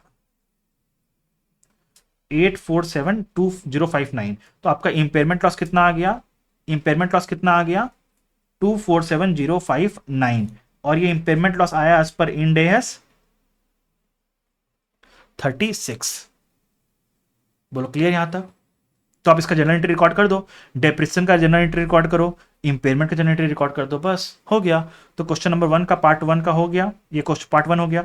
discuss the disclosure requirement in the above case, क्या क्या डिस्क्लोज करना है, तो वहीं आपको डिस्क्लोज करना है। यहाँ पे सिंपल सी बात है कि डैमेज, आपका जो डैमेज हुआ है वो आपका एडजस्टिंग इवेंट है, क्योंकि इसका कंडीशन एग्जिस्ट करता था। इफेक्ट जो भी डैमेज का होगा उसको हम लोग एडजस्ट करेंगे इस फाइनेंशियल स्टेटमेंट में। और जो इन्वेंट्री में डैमेज हुआ है, वो इन्वेंट्री में जो डैमेज हुआ है वो ड्यू टू रेनफॉल हुआ है, रेनफॉल बाद में हुआ तो वो नॉन एडजस्टिंग इवेंट बन जाएगा, रेनफॉल बाद में हुआ तो ये नॉन एडजस्टिंग इवेंट बन जाएगा, इसको हम लोग अकाउंटिंग इस साल नहीं करेंगे। नाउ फिर क्वेश्चन क्या पूछ रहा है थर्ड पार्ट में, will your answer be different, क्या आपका आंसर डिफरेंट होगा if no structural fault and damage to the warehouse had been caused by an event that occurred after March 2006। मतलब बोल रहा है कि अगर अगर आपका जो डैमेज हुआ है ना वो 31 मार्च के बाद, मतलब लेट सपोज रेनफॉल के कारण डैमेज हुआ है, तो क्या ये एडजस्टिंग इवेंट बनेगा? तब भी नहीं, तब ये एडजस्टिंग इवेंट नहीं बनेगा। हाँ, लेकिन अगर ये डैमेज इज सो मच इतना इतना परवेसिव है कि it impacts the going concern, तो हाँ ये फिर एडजस्टिंग बन जाएगा, तो ये एडजस्टिंग बन जाएगा। तो ये क्वेश्चन डिट्टो रिपीट था, इस क्वेश्चन में कुछ भी नया नहीं था, डिट्टो रिपीट है, ये डिट्टो रिपीट है।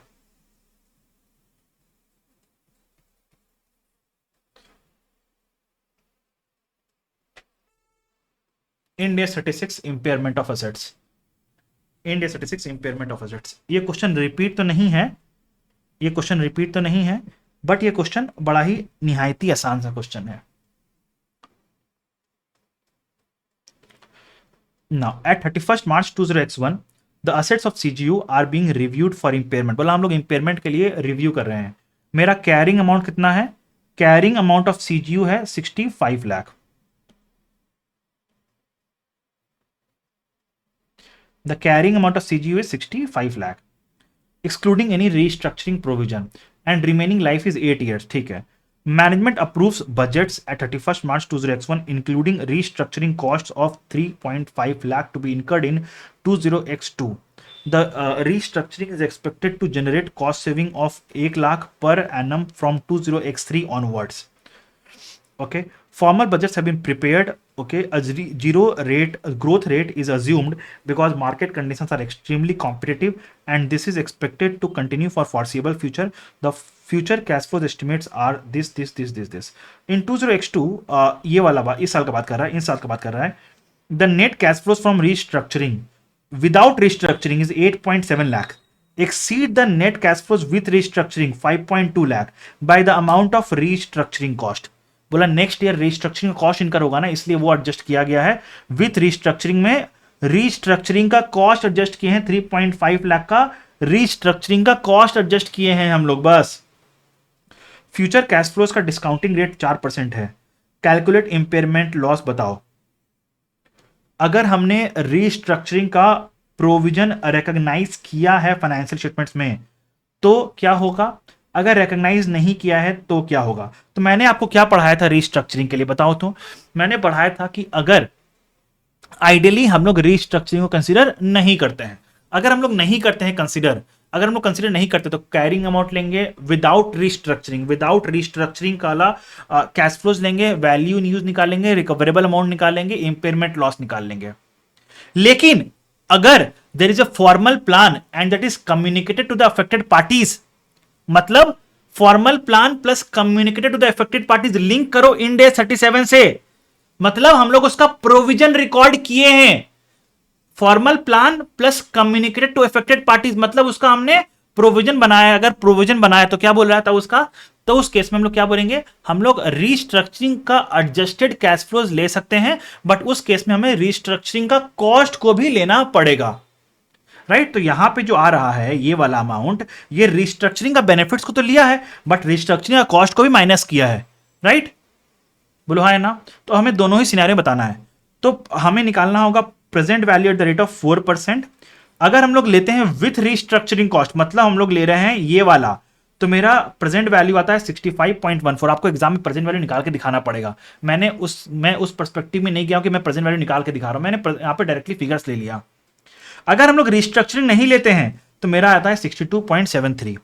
आ जाओ, अगर रिस्ट्रक्चरिंग का प्रोविजन बना है, क्वेश्चन नंबर 1 क्या है, इफ रिस्ट्रक्चरिंग इज रिकॉग्नाइज, अगर हमने रिकॉग्नाइज किया है तो मेरा कैरिंग अमाउंट 65, मेरा रिकवरेबल अमाउंट है 65.14। कोई प्रोविजन बनेगा क्या, हमें इंपेयरमेंट लॉस का कोई अमाउंट निकालना है क्या, नहीं, कोई इंपेयरमेंट लॉस नहीं आएगा।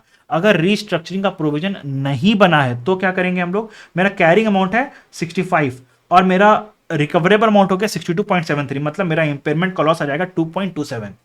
बोलो क्लियर है क्या। चलो अब आ जाओ क्वेश्चन नंबर 38, लिखो रिपीट।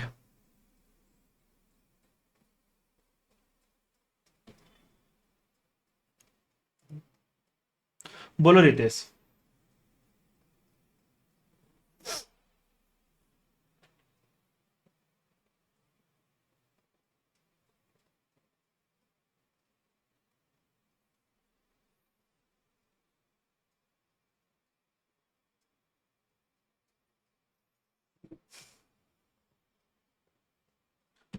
इंपेयरमेंट लॉस का प्रोविजन बनेगा, इंपेयरमेंट लॉस रिकॉर्ड करेंगे इसको हम लोग।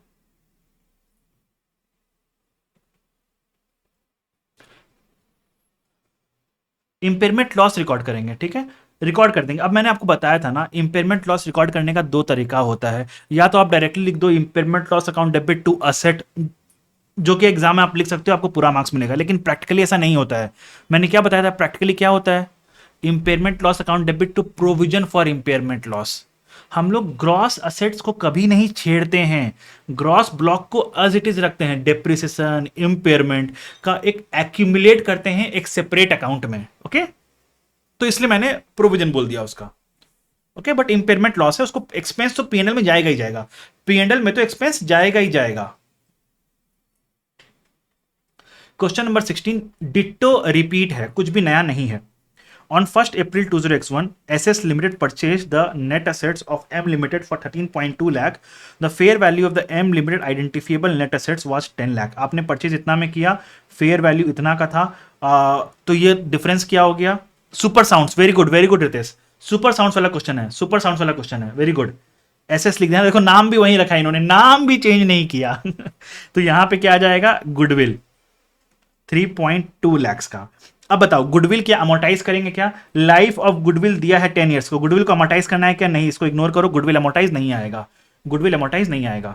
ठीक है, तो ये पूरा का पूरा गुडविल 3.2 पे रहेगा। फिर क्या बोला ऑन फोर्थ में, SS limited purchase a franchisee to organise musical shows from ATV at 80 lakhs. 80 lakhs में परचेज किया हमने, तो हम लोग फ्रेंचाइजी को रिकॉर्ड कर देंगे 80 लैक्स पे। ठीक है, और 2% ऑफ म्यूजिकल फीस हमें रेवेन्यू को देना पड़ेगा, जैसे जैसे जितना जितना देंगे उतना उतना हम लोग रेवेन्यू में एक्सपेंस में रिकॉर्ड करते जाएंगे, एक्सपेंस में रिकॉर्ड करते जाएंगे। फ्रेंचाइजी एक्सपायर्स आफ्टर 5 ईयर्स, हमें इसको 5 ईयर्स में अमोर्टाइज करना पड़ेगा। तो अमोर्टाइजेशन कितना आ जाएगा? 80 लाख बाय 5 इज 16 लाख। तो मेरा फ्रेंचाइजी रिकॉर्ड होगा 64 लैक्स पे। और हम लोग इस साल पे बोला रेवेन्यू कितना आया है? 10 लाख, तो हम लोग रेवेन्यू रिकॉर्ड करेंगे 10 लाख का, और हमें इसके लिए खर्चा देना कितना पड़ेगा? कॉस्ट कितना देना पड़ेगा? 2%। तो 10 लाख का 2% कितना हो गया? 20,000 हमें कॉस्ट रिकॉर्ड करना पड़ेगा। नाउ फिर on 4 July S limited purchase a copyright was granted a copyright that had been applied for by M Limited during the financial year X1 X2. SS Limited incurred 2.5 lakh on legal cost to register the patent and 7 lakh additional cost to successfully prosecute a copyright infringement against a computer. किसी computer ने मेरा copyright use किया होगा, तो उस पर हम case कर रहे हैं, उस पर हम केस कर रहे हैं। तो ये केस से मेरे को कोई फ्यूचर इकोनॉमिक बेनिफिट्स नहीं है, तो इसलिए हम लोग इसको कैपिटलाइज नहीं करते हैं, इसको अपना कैपिटलाइज नहीं करेंगे। तो इसको हम लोग इस 7 लाख को हम लोग P&L में डाल देंगे, लेकिन इस 2.5 को हम लोग कैपिटलाइज कर देंगे। क्या बोल के? कॉपीराइट बोल के कैपिटलाइज करेंगे 2.5 लाख को, 2.5 लाख को कैपिटलाइज करेंगे, और इसका लाइफ है 10 ईयर्स, तो हम लोग एमोर्टाइज करेंगे 0.25। मेरा आ गया 2.25, मेरा आ गया 2.25।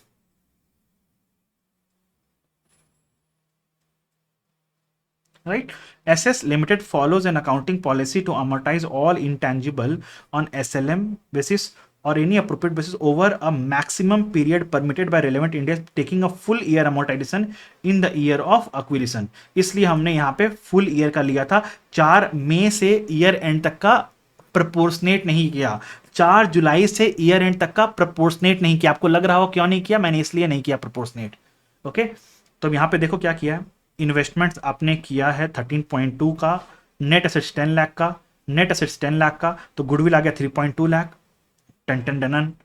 फ्रेंचाइजी आपका 18 लाख का, एमोर्टाइजेशन 5 साल में 1 साल का पूरा हमने किया 64 लाख, कॉपीराइट 2.5 माइनस एमोर्टाइजेशन इतना और इतना आ गया।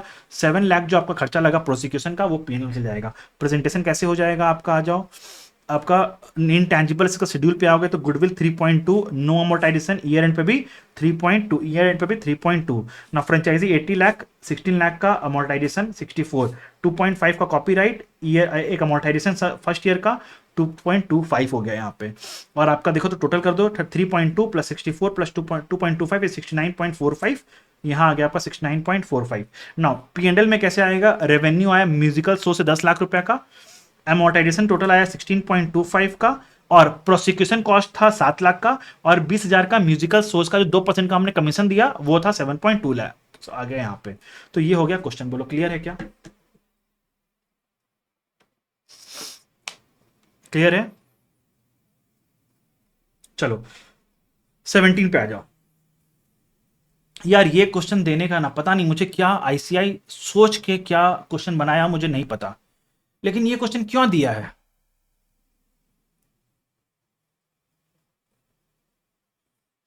ये क्वेश्चन सीए इंटर वाला बच्चा भी सॉल्व कर लेगा। डीआरआरसी, डीआरआरसी में अगर देना ही था क्वेश्चन, या अगर देना ही था एक्चुअल क्वेश्चन, तो चेंज ऑफ डीआरआरसी देता। ये क्रिएशन ऑफ डीआरआरसी का दे रहा है क्वेश्चन। ये तो वही बात हो गया, जो तेरे लिए एक्सरसाइज है वो मेरे लिए वार्म अप है। ये वार्म अप क्वेश्चन है आपके लिए, ये वार्म अप क्वेश्चन है आपके लिए। On 1 October 20x1 XY limited complete the construction of A power generating facility. जब मैं क्वेश्चन देख रहा था ना पावर जनरेटिंग फैसिलिटी, मैं सच में खुश हो गया कि चलो आईसीआई ने एक क्वेश्चन तो अच्छा वाला दिया, चेंज वाला क्वेश्चन दिया। बट फिर जब मैं आगे पढ़ा क्वेश्चन, मैंने बोला अरे ये क्या है? The total construction cost was 2 crores। Facility was capable of being use from 1 October 20x1। Available for use था 1 20x1, but XY Limited did not bring the facility into use until 1 January 20x2। The estimated useful life of the facility at 1 October 20x1 was 40 years. Okay.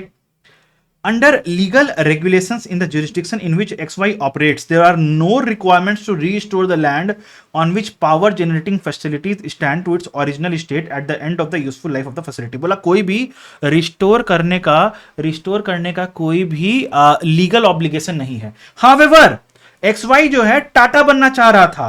XY has a reputation of conducting its business in an environmentally friendly way and has previously chosen to restore similar land even in the absence of such legal requirements। मतलब constructive obligation है। The directors of XY Limited estimated that the cost of restoring the land in 40 years time based on the prices prevailing at that time would be 1 crores। Relevant discount rate to use is 5%। Present value factor 0.142। Explain and how the above treatment would be reported in the financial statement for the year end 31st March 20x1। 2 crores का cost है, हम लोग इस 1 crore को present value पे लाके record कर देंगे। कंस्ट्रक्टिव ऑब्लिगेशन है, 0.142 का डिस्काउंट फैक्टर है, तो 2.142 पे हम लोग कैपिटलाइज करेंगे। एंट्री क्या हो जाएगा? Asset account debit 2.142 to bank to provision for DRRC 0.142। Right now ये बैंक तो आपका असेट तो आपका नॉन करेंट सेट में जाता है, ये बैंक वाला बैंक से एडजस्ट हो जाएगा, और provision for DRRC non current liability में प्रोविजंस में आ जाएगा। अब इस साल में पीएनएल में क्या इंपैक्ट होगा? हम लोग 2.142 को डेप्रिसिएट करेंगे फॉर 1 October। देखो यहां पे क्वेश्चन में एक चीज और इंपॉर्टेंट है जो आपको ध्यान में रखना चाहिए, ये आइडियली आपको पता होता है। बोला हमारा असेट अवेलेबल फॉर यूज हो गया 1 October से, लेकिन हमने यूज किया है 1 January से। बताओ डेप्रिसिएट कब से करें? डेप्रिसिएट कब से करें? वाह Manisha. 1 October when the asset is available for use. कब से यूज कर रहा है हमें उससे मतलब नहीं, कब से असेट अवेलेबल फॉर यूज है हमें उससे मतलब है। 1 October होगा आंसर। सो 1 October 31 March मतलब 6 मंथ्स का डिप्रेशन हो जाएगा। 40 years का लाइफ है तो इतना डिप्रेशन हो गया। फाइनेंस कॉस्ट कितना हो जाएगा? 0.142 का आपने किया था, 5% से आपको रिकॉर्ड करना होगा, और 6 मंथ्स का 35,500 आ गया। नाउ ईयर एंड पे बैलेंस कितना होगा? असेट का बैलेंस हो जाएगा 2.142 माइनस दिस इज इतना। प्रोविजन का बैलेंस कितना हो जाएगा? 0.142 plus this is equal to इतना हो जाएगा। Clear everyone?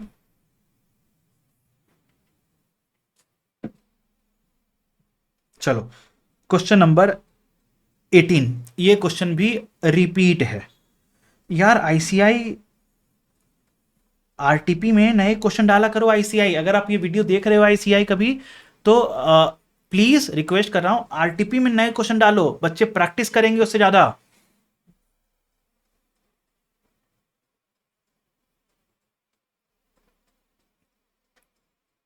Now X Limited commenced the construction of a plant qualifying asset on 1st September 2021, estimated to cost rupees 10 crores. For this purpose, X Limited has not raised any specific borrowing, rather intends to use general borrowings. This. मैं इस question को read नहीं कर रहा हूं, इस question का requirement आपको भी मालूम है, मुझे ही मालूम है. मैं डायरेक्टली अपने पॉइंट पे आऊं क्या?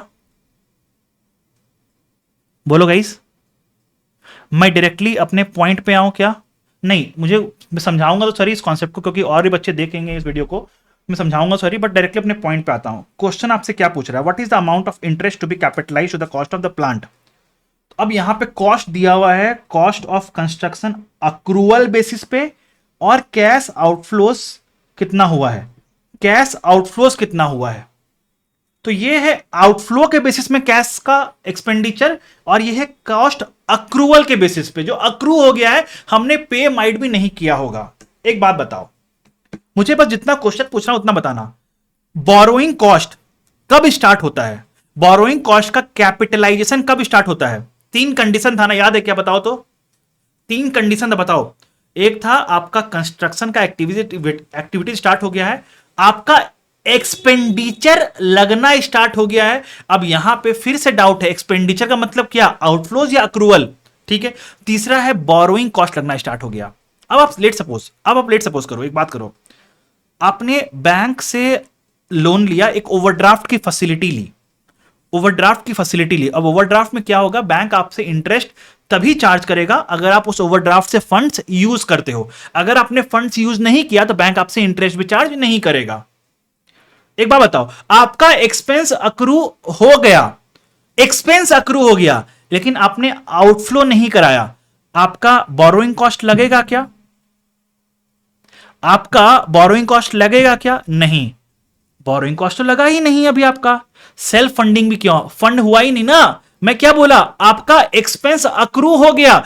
लेट सपोज आपने जिस वेंडर से काम कराया ना, उस वेंडर ने बोला कि देखो मैं इतना परसेंटेज काम कर दूंगा तो मेरे को इतना रुपया दे देना, उतना परसेंटेज काम कर दिया और रुपया मांगा, आप बोले हाँ दे देंगे, लेकिन अभी तक आपने पैसा दिया नहीं.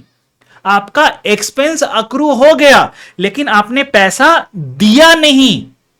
अगर आपने पैसा दिया नहीं तो आपका बोरोइंग कॉस्ट लगा क्या? नहीं, बोरोइंग कॉस्ट नहीं लगा. हम लोग नोशनल बोरोइंग कॉस्ट को कैपिटलाइज करते हैं क्या? नहीं. राइट. तो आपको यहां पे क्या बोलना है, इस केस में बोलना है, हम लोग जो बोरोइंग कॉस्ट कैपिटलाइज करेंगे वो करेंगे इसके बेसिस पे, ना कि इसके बेसिस पे. हम लोग करेंगे आउटफ्लोज के बेसिस पे. लेकिन क्यों? तो क्वेश्चन का उसका जवाब है, the simple reason is we do not capitalise notional borrowing cost, but since in this case, in the case of accrual, borrowing cost is not incurred only. Let's suppose there is an expenditure which is accrued but not yet paid. So the borrowing cost is not incurred only for that part. Then how can we capitalize something which is not incurred only? How can we capitalize? That is more like a notional borrowing cost, and hence we cannot capitalize that. आपको बस इतना सा ही point लिख के अपना आना है, और अपना इसके बेसिस पे बोरोइंग कॉस्ट को कैलकुलेट कर देना है, और इसको बोरोइंग कॉस्ट पे कैलकुलेट करना है. आपके आंसर में बहुत लंबा चौड़ा ज्ञान दिया हुआ है, उतना ज्ञान मत लिखना. सिंपल सा ये दोनों बात लिखो और आगे बढ़ो. डन. हम लोग बोरोइंग कॉस्ट कैलकुलेट करेंगे on the basis of cash outflows, not on the basis of cash cost accrued.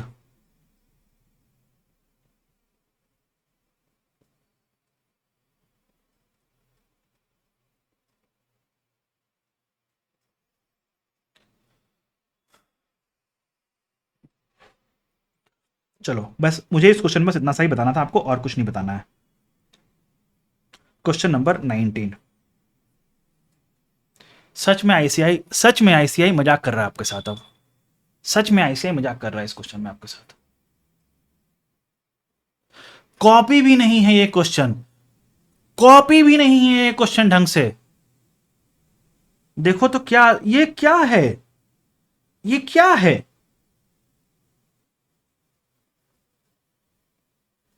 बोल रहा है फेयर वैल्यू एडजस्टमेंट किया है, जिसमें हम लोग 2 लाख से बढ़ाए हैं वैल्यू को। लाइफ 5 साल का था। ओके, तो 2 काम करना है हमें, इसमें क्या करना है बता दो, क्या करना है? 2 काम, स्टेटमेंट और बनाना, हम लोग बनाते हैं एलोकेशन, आईना बनाते हैं ना, आईना आईना आईना बना दो। फेयर वैल्यू एडजस्टमेंट में 2 लाख बढ़ा दो, उसका एक्सेस डिप्रेशन कर दो, बस। फिर क्या बोल रहा है? गुडविल को इंपेयर कर दो इतना से। ठीक है, कर देते हैं गुडविल को इंपेयर। आ जाओ भाई, गुडविल को हमने इंपेयर भी कर दिया इतना से। फिर क्या करना है? बोला एनसीआई फेयर वैल्यू पे है और फेयर वैल्यू इतना है। ठीक है, एनसीआई को हम लोग उतना मान लेते हैं, फेयर वैल्यू ऑफ एनसीआई। अरे भाई कुछ तो नया डालो। हाँ, 2 साल का है, ये जरूर ध्यान में रखना, क्योंकि date of acquisition 1 April 20x1 का है, और आपका रिपोर्टिंग डेट 31 मार्च 20x3 का है। तो 2 साल का होगा, ये चीज ध्यान में रखना। इसमें एक बात और ध्यान में रखने का है, पता है क्या? देखो इस क्वेश्चन में है एक deferred consideration, shares and deferred consideration not yet been recorded. तो पहले आपको इसको रिकॉर्ड करना पड़ेगा, पहले तो आपको इसको रिकॉर्ड करना पड़ेगा, फिर डेफर्ड कंसीडरेशन का अनवाइंडिंग को कौंसल आरई में एडजस्ट करना पड़ेगा। राइट, कर लोगे वाला काम? मुझे ये क्वेश्चन डिस्कस करना है कि आपके साथ, बताओ तो। इस क्वेश्चन में कोई भी कॉम्प्लेक्सिटी नहीं है, मुझे ये क्वेश्चन डिस्कस करना है कि आपके साथ। मुझे लगता है मैंने आपके साथ कंसोलिडेशन का इतना कॉम्प्लेक्स क्वेश्चन डिस्कस कर दिया है कि ये क्वेश्चन तो आपके लिए नींद में भी पूछेगा, आप उसमें नींद में सॉल्व कर दोगे इसको। तो मैं ये क्वेश्चन डिस्कस नहीं कर रहा हूं, फिर भी मैंने सॉल्यूशन करके दे दिया है। हम लोग जैसे क्लास में करते हैं सॉल्यूशन, वैसे मैंने सॉल्यूशन करके दे दिया है। अगर आपको कोई भी रेफरेंस के लिए चाहिए तो सॉल्यूशन दिया हुआ है मेरा। चलो क्वेश्चन नंबर 20, वाह नया क्वेश्चन है।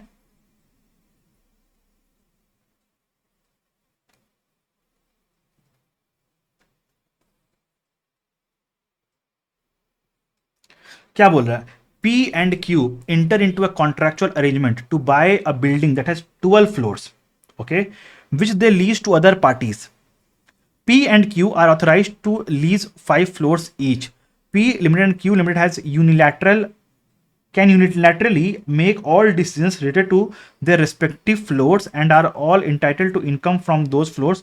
The remaining 2 floors can be jointly managed. All decisions concerning these 2 floors must be unanimously agreed to between P and Q, who will share the net profits and net losses in the respective 2 floors equally. They both have the right to the net assets of the arrangement. Now बोला कि P और Q मिलके एक building खरीदा, इसमें 12 floor था, जिसमें से P इंडिविजुअली 5 फ्लोर को ओन करता है, सारा राइट्स 5 फ्लोर का P के पास है, 5 फ्लोर का राइट्स पूरा Q के पास है, और 2 फ्लोर P और Q मिलके मैनेज करता है। तो बताओ इसका अकाउंटिंग कैसे होगा? एक बात, 5 फ्लोर जो P ओन करता है, P उसको इन्वेस्टमेंट प्रॉपर्टी बोल के रिकॉर्ड कर लेगा, क्योंकि लीज पे दे रहा है, लीज टू अदर पार्टीज। बोलो clear? Come on guys tell me. 5 floor जो P ओन करता है, P उसको अपना इन्वेस्टमेंट प्रॉपर्टी रिकॉर्ड करेगा, अपना इनकम को अपने बुक्स में रिकॉर्ड करेगा। 5 फ्लोर जो Q अपने ओन करता है, Q उसको इन्वेस्टमेंट प्रॉपर्टी रिकॉर्ड करेगा, Q उसको इन्वेस्टमेंट प्रॉपर्टी रिकॉर्ड करेगा। ना जो बचा 2 फ्लोर, उस पर P और Q ज्वाइंटली कंट्रोल करता है। समझो बात को, बिल्डिंग है,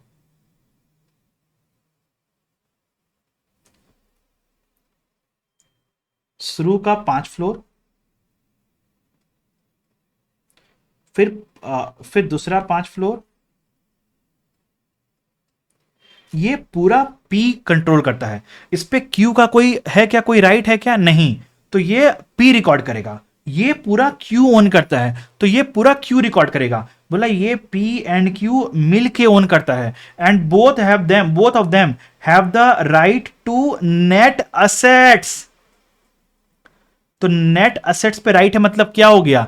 ज्वाइंट मिल के करता है, मतलब joint arrangement, because they jointly control this 2 floors. तो ज्वाइंट अरेंजमेंट हो गया। अब ज्वाइंट अरेंजमेंट तो क्वेश्चन आता है जेओ है या जेवी है? तो जेओ में क्या होता है? Share of asset, share of liability, share of income, share of expenses. But जेवी में क्या होता है, शेयर ऑफ नेट असेट्स। और यहां पे क्या बोल रहा है, क्वेश्चन पढ़ोगे तो आप शेयर ऑफ, कहां गया कहां गया कहां गया कहां गया कहां गया, अरे कहां गया,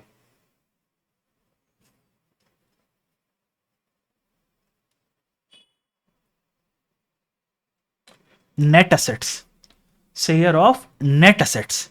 तो ये क्या हो गया, क्योंकि शेयर ऑफ नेट असेट्स तो क्या हो गया, ये जेवी बन जाएगा, ये जेवी बन गया, इट इज नॉट ए जीओ। अब जेवी बन गया तो उसका अकाउंटिंग आप इक्विटी मेथड से सब्सिक्वेंटली इसका अकाउंटिंग करोगे आप। Applying end S 28, but classification के टाइम पे हम लोग अप्लाई करेंगे कौन सा, क्लासिफिकेशन के टाइम तक अप्लाई करेंगे इंड एस 111। इसमें अप्लाई होगा इंड एस 40, इसमें अप्लाई होगा end S 40 in books of P, in books of Q. बोलो क्लियर है क्या? So this completes our discussion of RTP for November 2024.